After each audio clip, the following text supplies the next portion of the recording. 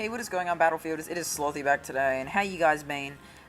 Just before I get into this commentary, I just want to ask you guys, do you like my new sort of intro to my videos, and also my thumbnail overlay and sort of the layout for my thumbnails?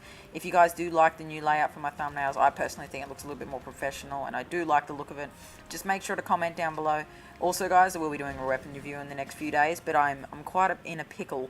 I can't find out which weapon I want to do.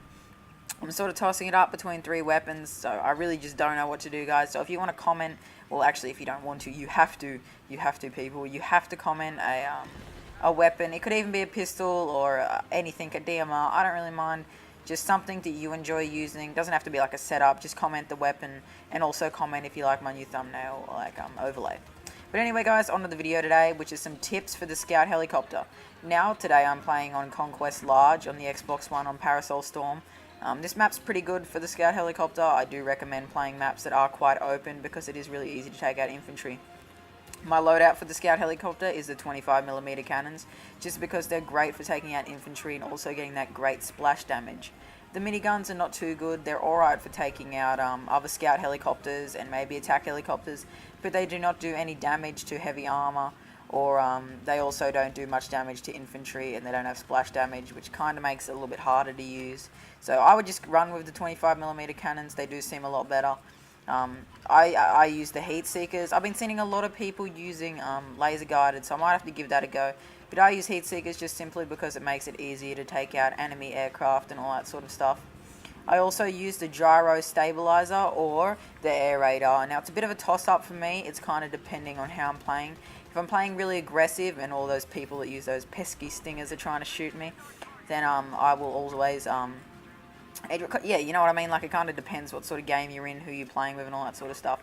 But I usually will run air radar, but sometimes if people are getting annoying and they keep just pounding me with stingers, then I usually will put on gyro stabilizer, just because when you get hit and you go into critical damage, it does get a little bit annoying when you kind of can't move and get out of the enemy's line of fire. The next thing that I want to talk about is that use the flares, people. The ECM jammer in this game is a bit confusing. You have to pull it before they shoot, not after, or else it will not work. So I would just run with the flares. They're a lot easier to use. If you're a really skilled pilot, I suppose you could try the ECMs, but I just find the flares a lot more simpler to use. The next thing that I want to talk about in this video is a couple of ways to live the whole game in a Scout helicopter. And by the way, guys, this isn't really much of a challenge. My main tip is to just get a couple of your friends to sit on the doors and rep, and if they don't want to, just convince them by saying they can get the UMP, even though it is not very good. But don't tell them that, just tell them that they can get it. They can get that that engineer expert medal.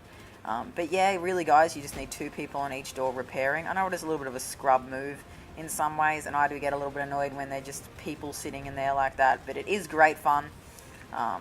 Also, guys, I'm really level 110, so when I get a level 110, I might make like a shit bucket acquired video. I suppose the Battlefield veterans will get that.